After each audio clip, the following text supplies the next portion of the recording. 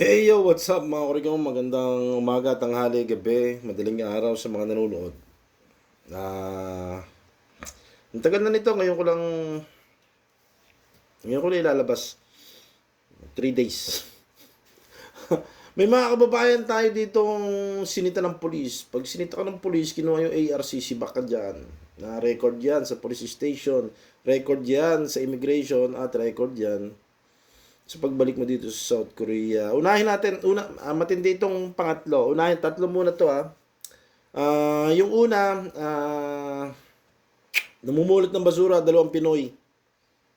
Wala namang pulis na nakakita sa kanila. Walang tao na nakakita sa kanila.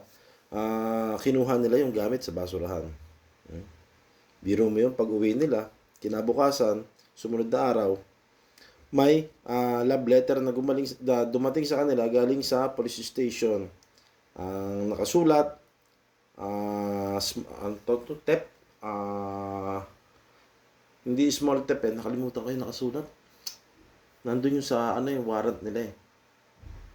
Basta tep yun pag nanakaw. Small tep, parang ganun. Nakalimutan ko.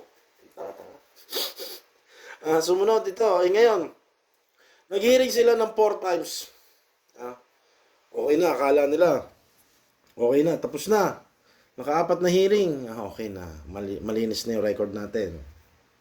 Pabalik-balik sila sa police station. Pag uwi ng Pilipinas, may dumating pang PIP summon mula sa police station na kailangan nila magpunta doon. Ako, nakauwi na ng Pilipinas.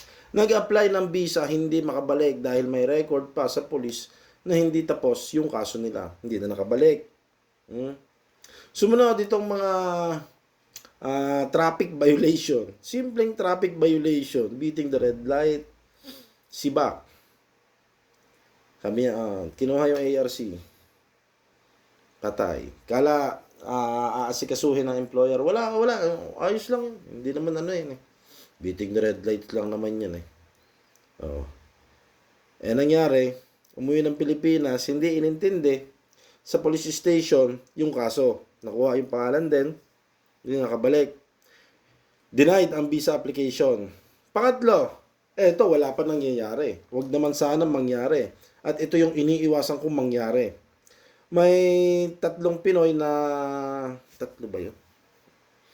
Ilagay ko na lang dyan sa harapan. Yung nagsusumbong. 3 Pinoy na may bumili ng beer. Nakabike. Siguro, hindi ko na tinanong. Siguro nakasakay sa bike yung beer. Ngayon, pinara sila ng pulis. Pinaihip. Pag-ihip, siguro bitin to sa alak eh. Nabitin sa alak.